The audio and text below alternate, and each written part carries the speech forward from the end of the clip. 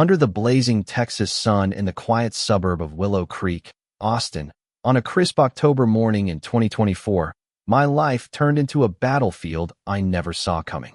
I'm Ethan Carter, a 35-year-old software developer who thought moving to this idyllic neighborhood with manicured lawns and friendly ways would be the perfect backdrop for a peaceful life with my wife, Sarah.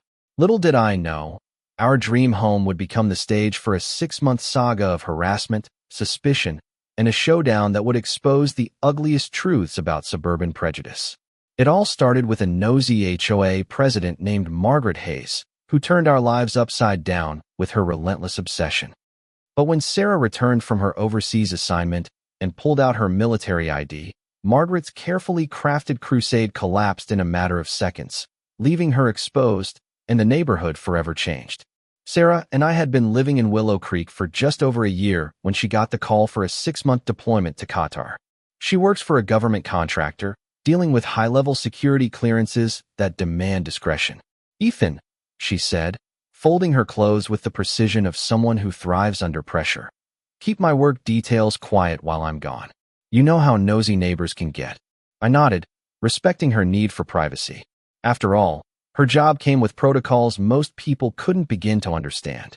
When she left, I stuck to a simple story: Sarah's traveling for work. It seemed harmless enough. But in a neighborhood like ours, where every move is scrutinized, harmless was a fantasy I'd soon regret believing. Margaret Hayes, the HOA president, lived 4 houses down. At first, she seemed like the quintessential neighbor, polished, always smiling, clutching her clipboard like it was a badge of honor. But there was something unsettling in the way her eyes lingered, as if she were filing away every detail for some secret dossier. 2 weeks after Sarah's car vanished from our driveway, Margaret's curiosity kicked into overdrive. I was chatting with Tom Sullivan, our retired electrician neighbor, when she swooped in, her voice syrupy but sharp. "Ethan, darling," she said, and I cringed. Nobody calls me darling but Sarah. "I haven't seen Sarah lately. Everything okay?" I gave her the standard line. "She's on a work trip overseas." "All good." But her smile tightened, and her head tilted like she was piecing together a puzzle that didn't fit. "Overseas? That's interesting. What kind of work keeps someone away so long?" The way she lingered on "interesting" sent a chill down my spine.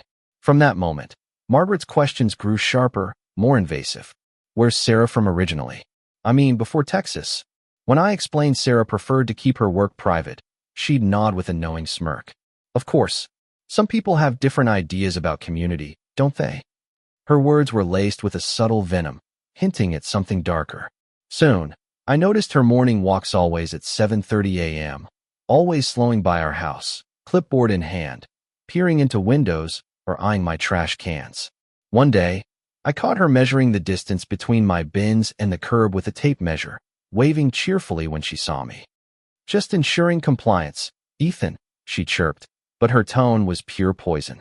Things escalated when Tom tipped me off about Margaret's social media sleuthing. Sarah had gone dark online months before her deployment standard for her job.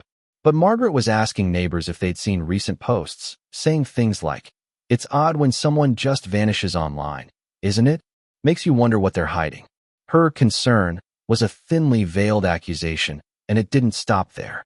She started dropping coded remarks about cultural differences and community fit, never outright offensive, but dripping with implication. "Maybe she's gone back to where she feels more at home," she'd say, lowering her voice like she was sharing a scandal. "You know how those people prioritize family obligations." When pressed, she'd backpedal with fake innocence. "Oh, I just meant people from different backgrounds." Communication can be so tricky. The real gut punch came when I overheard her talking to another neighbor about preserving the neighborhood's character. Standing on the sidewalk, she didn't even bother to whisper. "We need residents who share our values," she said. "Some people don't understand what it means to belong here." My hands shook with rage. That night, I called Sarah on our secure line and spilled everything. I'd been downplaying Margaret's behavior to avoid worrying her, but this crossed a line. "Ethan," she said, her voice steel hard, "document every single thing this woman does. Every comment, every notice, every glance. When I get back, we'll handle this." Margaret's obsession soon turned our trash into her treasure hunt. One morning, I caught her elbow deep in my garbage, pulling out envelopes and inspecting them like a detective. When she saw me, she waved like it was normal. Just checking the pickup, Ethan. But Tom confirmed she was photographing my discarded mail, building some kind of case. She timed her walks to trash day, and our mail carrier admitted she'd been grilling him about my deliveries, claiming neighborhood security concerns. It was chilling how she'd turned our postal worker into an unwilling spy. Her campaign grew bolder. She accessed public records and noticed Sarah's name had been temporarily removed from our Utilitiza standard military procedure during her deployment. To Margaret, it was proof of fraud or marital trouble. Ethan, darling, she cornered me one day. I saw some changes in your property records. Everything's stable financially.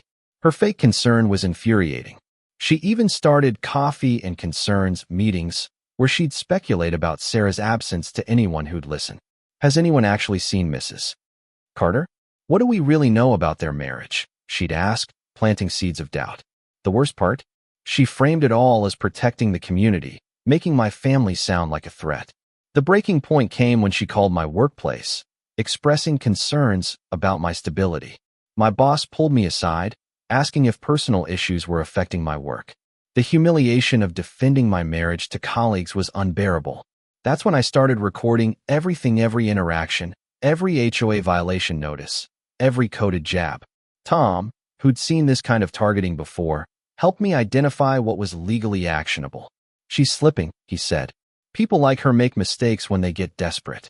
Her biggest mistake was a false police report, claiming I'd threatened her during a non-existent conversation. She told Deputy Harris I'd gotten aggressive, saying I'd deal with nosy neighbors. But I had proof for recorded client calls showing I was at my desk the entire time. When I showed Deputy Harris the evidence, his face shifted from concern to embarrassment. Mr. Carter, he said, this is more complicated than we thought. We need to talk about false reporting. For the first time, someone in authority saw through Margaret's lies. As Sarah's return approached, Margaret's campaign reached a fever pitch.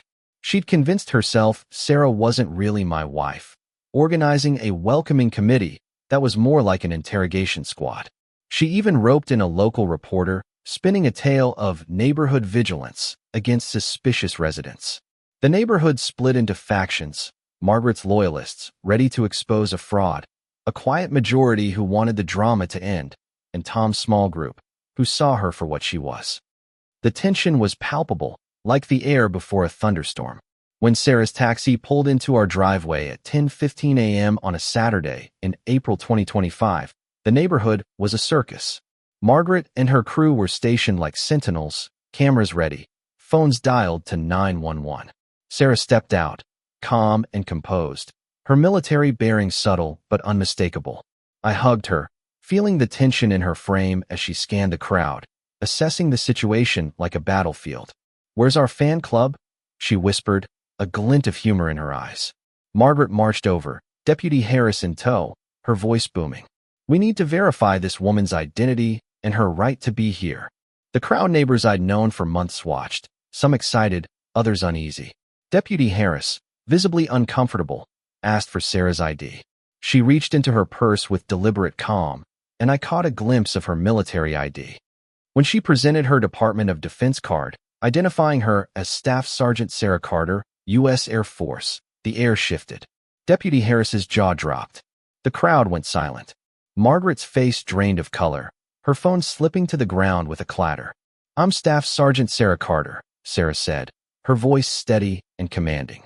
"I've just returned from a 6-month assignment in Qatar supporting classified operations. My husband respected my request to keep my service private, which is my right." Deputy Harris stammered an apology, his face red. "Ma'am, we had no idea you were active duty. There's been a serious misunderstanding." Margaret, desperate to save face, doubled down. "I was protecting our community," she shouted. She should have been transparent about who she is. People need to fit in here. Her words, raw with prejudice, hung in the air. Neighbors cringed, their phones capturing every damning syllable.